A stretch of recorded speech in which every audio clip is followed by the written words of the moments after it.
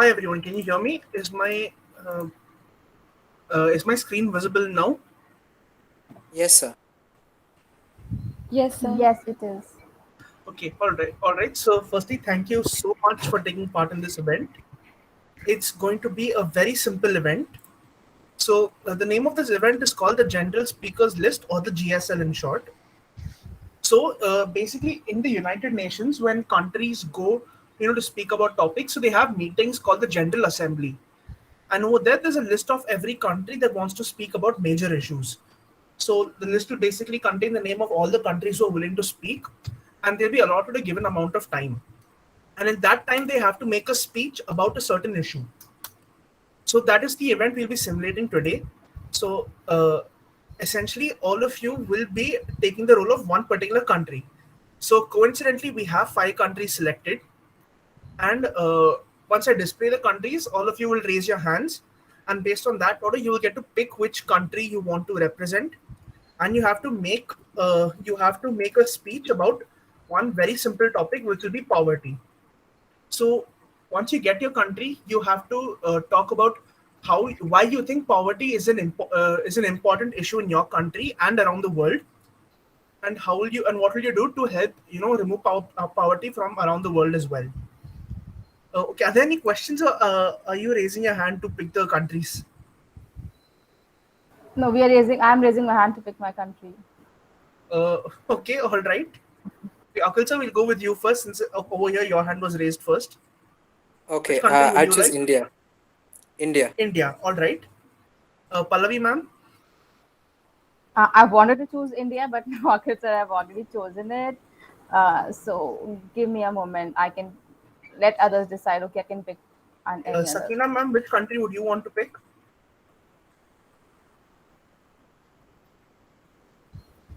Okay, ma'am, would you Oh, need a movement as well? I would Yes, ma'am. like to choose China. Yes, ma'am, sure. Yes.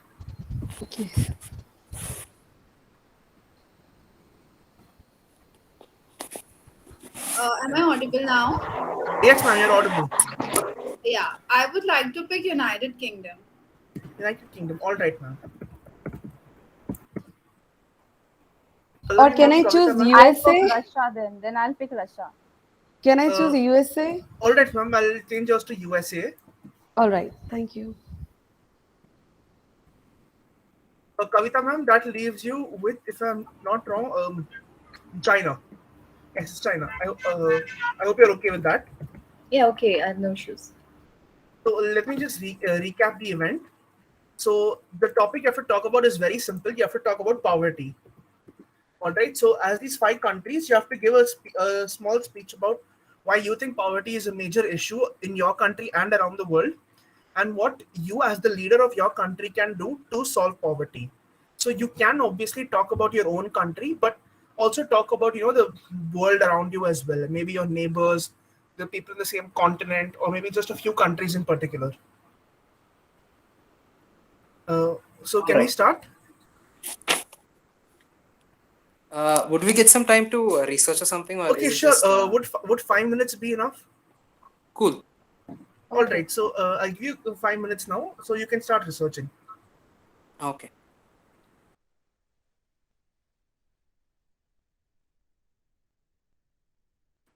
Right. So can we start now? Yes. All right. Akhil sir, you can go first now. Okay, I have to start first, is it? Yes. Uh, Following the order given here: India, China, USA, Russia, UK. okay, cool. So first of all, greetings to all other nations. I would be the delegation of India. So first of all, I would make reiterate the fact of defining the poverty line. So we need to understand that in India, at least, the last time that the poverty line was actually counted was a long time ago, and this needs to be reiterated and recounted again, because first of all, we know that even the recent pandemic that has been brought forth has actually pushed more and more people into poverty. In fact, we can estimate that around it has almost doubled from 2020. It has actually doubled from 60 million to 134 million globally. people have fallen into poverty, and India has a lot of to say about this because we already come from a low median country, stay 99th rank in the worldwide scale, and we are even in the global in the global hunger index. We are even ranked as a serious hunger category. So all these factors do need to be taken care of before we recalculate this, because to even start reviving the economy and help more people, we need poverty to be done properly. But one very crucial factor that we all need to take care is that poverty is a multifaceted and a multidimensional aspect, because as we know from ancient times at least, poverty was just seen as someone who has just a low earning capacity. But even the World Bank has recently defined it as it is not just the income level, but also the consumption level of food and other items. So we need to improve not only the income standards, but also the nutritional standards, because we can see that what do you say? When we improve such standards of living, at least people actually come out of poverty. For example, we can see that what do I say? If we bring forth, see, for example, in India, at least in 2014, we constituted a Rangarajan committee that based on that checked the nutritional and economic expenditure of a country, and this is how the poverty line needs to be calculated. And hence, even the United Nations the development program, that is your UNDP, has even brought forth said that poverty is multidimensional and needs to be brought forth in a global level only when you calculate even the income levels, the food levels, and the consumption levels. So nutritionally, even you bring forth people, only then they will grow. So our government has actually for so long has been seeking such data from a lot of third party institutions, and government of India has not actually done this for a long time. But as of today, in this year, we have actually begun the census also. So we are actually beginning to calculate. Even in Niti Ayog is in a constant grind to come up with more and more of a multifaceted and a multidimensional analysis on how to define the poverty line. And once we bring people out of this, only is when we can bring forth. So overcoming this pandemic and our early economic crisis can only begin with starting to recalculate the poverty line of people. So I stand my case. Thank you so much. So that was a lovely speech. So next we have Kavita ma'am. I need some more time. I'm just going through the names and statistics. I just require Uh, another 2-3 minutes. uh, all right. Okay. Harbandhan ma'am.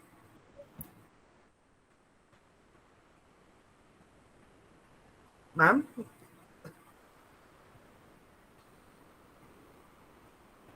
Harbandhan ma'am. Yes, Yeah. yes, yes, yes. Actually, I am also not ready. You can ask if Okay. anybody else is ready with Okay. their speech. Is anyone else ready to speak now?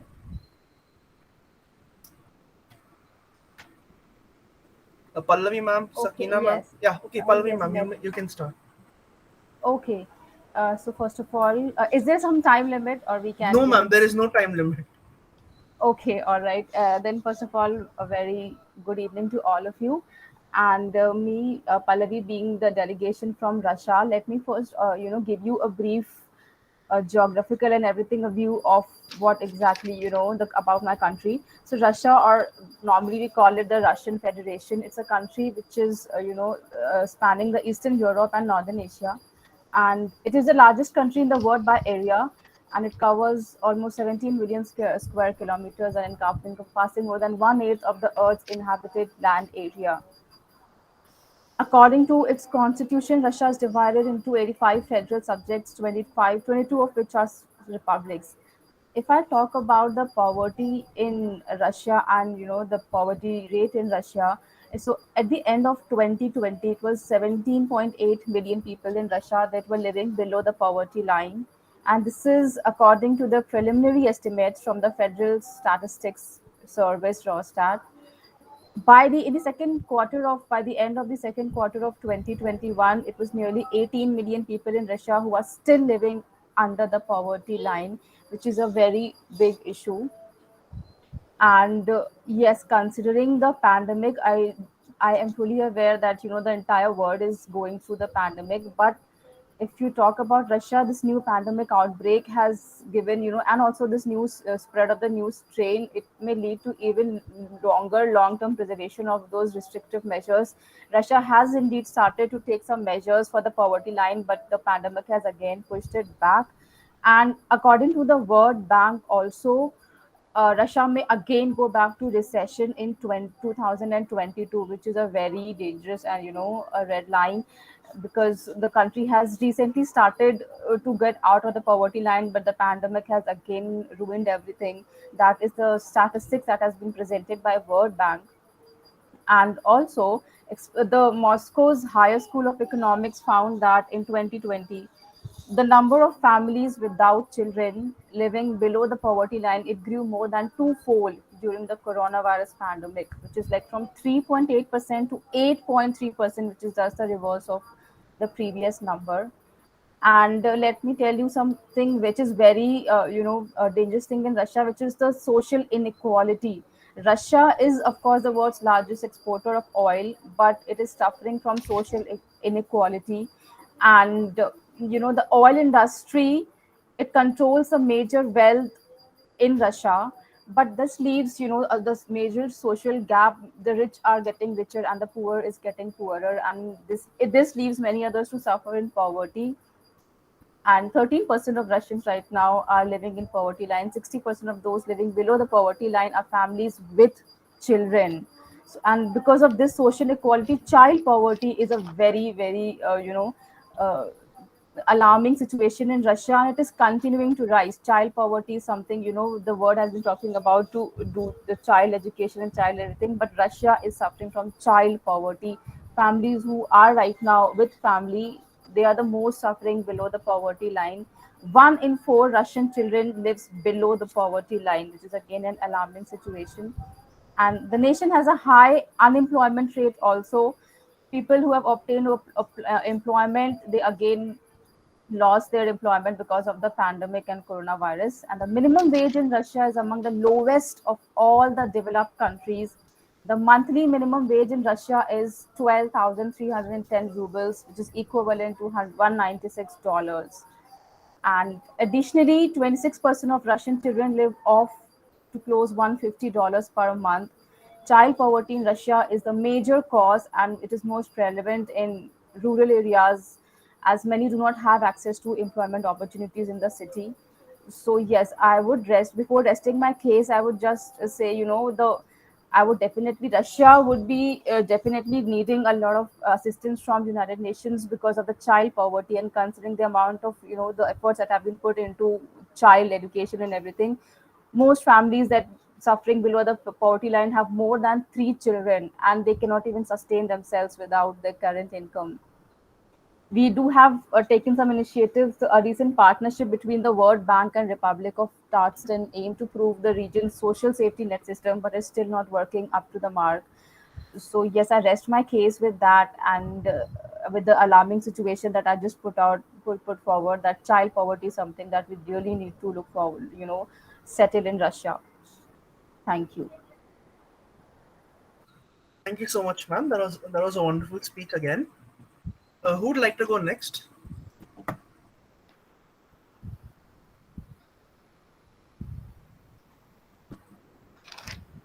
Can I say that? Yeah, sure, ma'am. Go ahead. All right.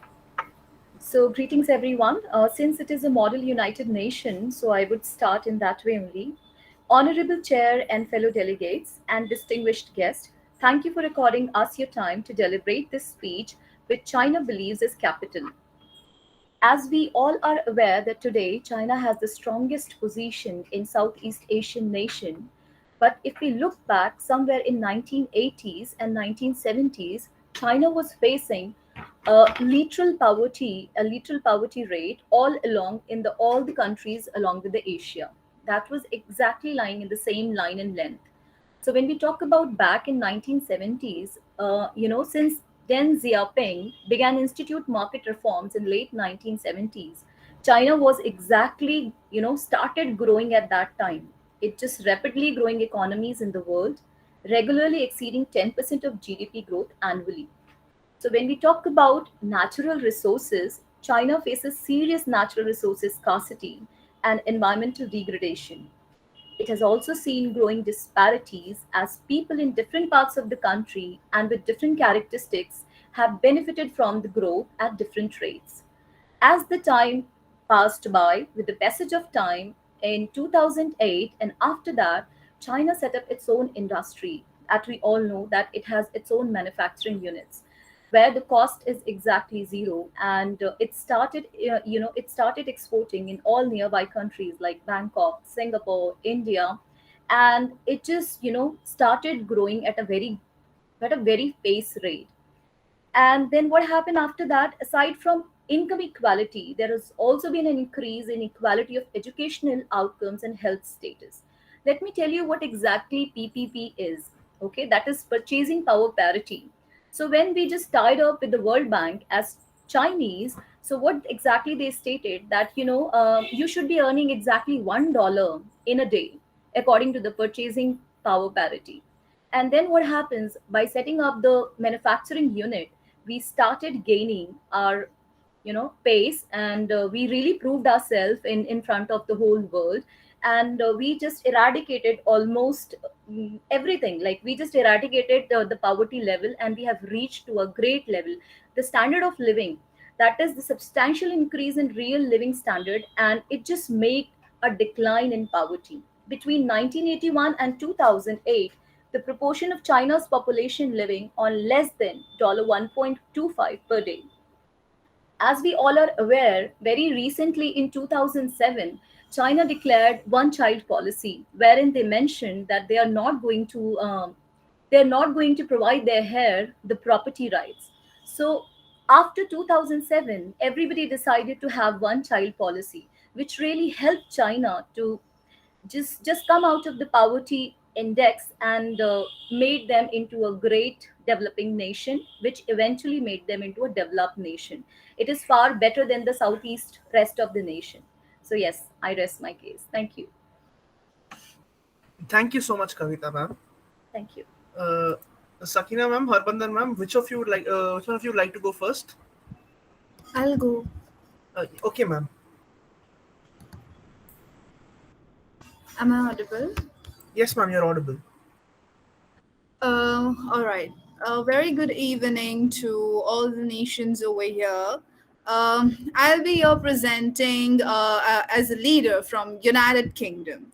How exactly do we picturize United Kingdom? What exactly United Kingdom is? Yes, those fancy castles, the royal families. Like, whenever we hear about the United Kingdom, always all the luxuries and all the fancy things and all highly developed things comes to our mind. It crosses our mind, and I believe that once in a lifetime there has been at least out of five there has been three people who have dreamt of being to the United Kingdom. However, today we are here to discuss something more about a very serious issue in here.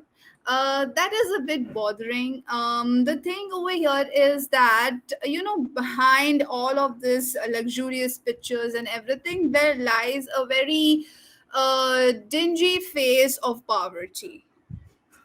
When I speak about poverty, how exactly do we define poverty? What exactly poverty is over here? It could mean different, it could mean different to different people. Like, how you picturizes is what poverty means to you over here. Like getting paid, getting a low wage, or not having a proper atmosphere, a proper environment, or a proper place to stay in. Even that is what something people would call that, oh, that's poverty. Those people are staying in poverty. There are slums, there are areas. Now, here at United Kingdom, the thing is that over 14.3 million people, that is around 23% of the entire population of United Kingdom. Around 23% of the entire population of United Kingdom is under poverty. And And this figure that I have just discussed with you all over here, that is 14.3 million, out of that, 8.3 million people are working age adults.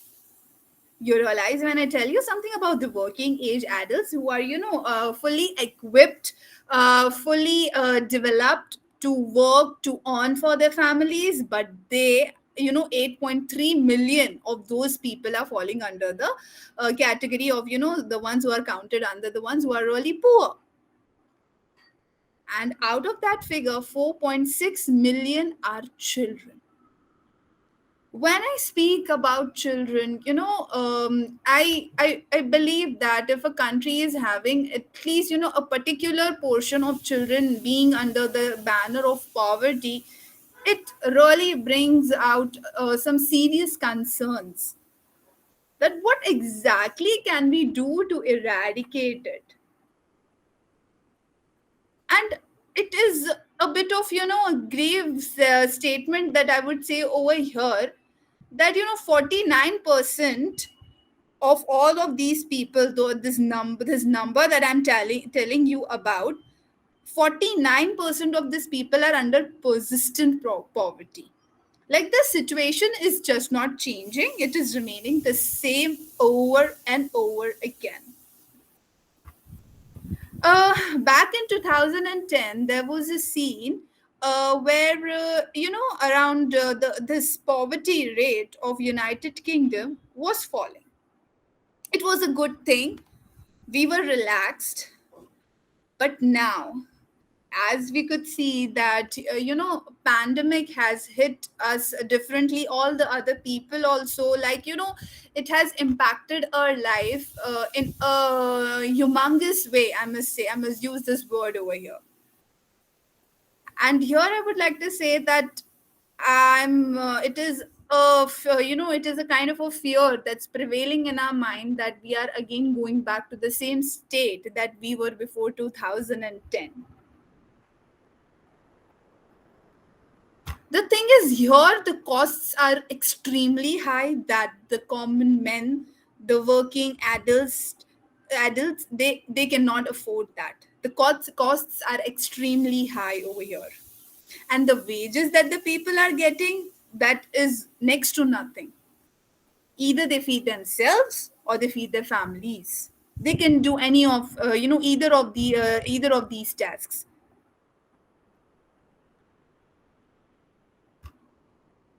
And moreover, the relative poverty measures that United Kingdom is adopting, unfortunately it's not working. All I would want to say over here is that we can boost the income. Our country over here has that much of ability, has that much of potential, that it can boost the incomes of such working age adults and reduce the costs at least. Forget about all the other things that we have to do. At least we can work upon this one single factor over here. After the pandemic, we cannot just sit and assume that we cannot do anything about it, or we can just sit with it, and they'll do it, whatever it is, they'll just figure it out some way. We should realize that it's in our hand, as a government, as a supreme nation, as a country that the world looks upon. We have to adopt some more creative, some more productive measures, and at least look into this particular part of boosting the income and reducing the costs. There are various other measures that one can adopt, but right now my prime focus will be this particular one. So over here I would like to rest my case. Thank you so much for listening to me patiently. Thank you so much, ma'am. Harbandhan, ma'am, it's your turn now. Yes, good evening, all the nations present here. I'm going to present United States of America. And though this is the largest economy and the biggest military budget, however, still 40.6% of people still live in poverty caused by due to inequality, inflation, poor education, and the vast majority living in poverty are uneducated people that end up increasing more unemployment and crime. Poverty has consistently been present throughout United States. However, the efforts have been also made to eliminate it.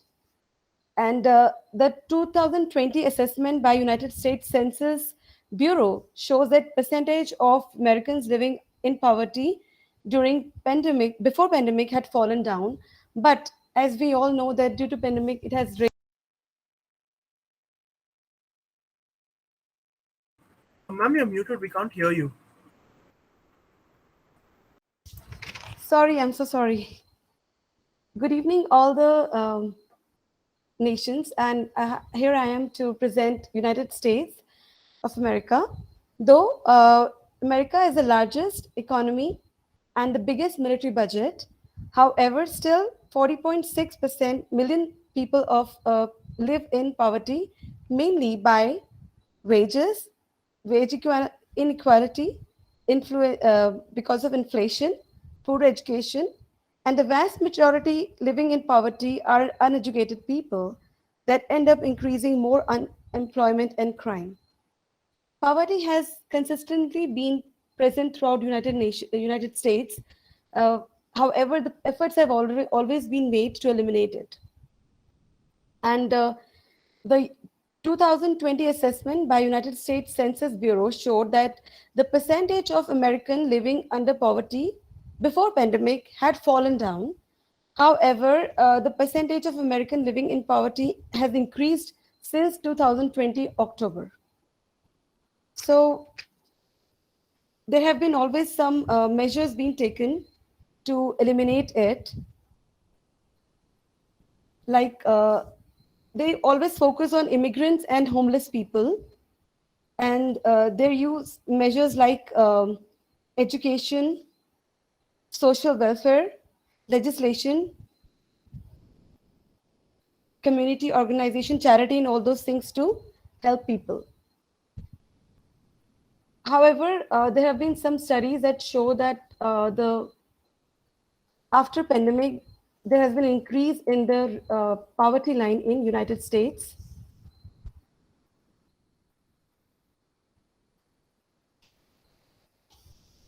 Okay, like the facts show that all those who make less than federal government's official, which four of a family is about like which for a family of four is to $25,700.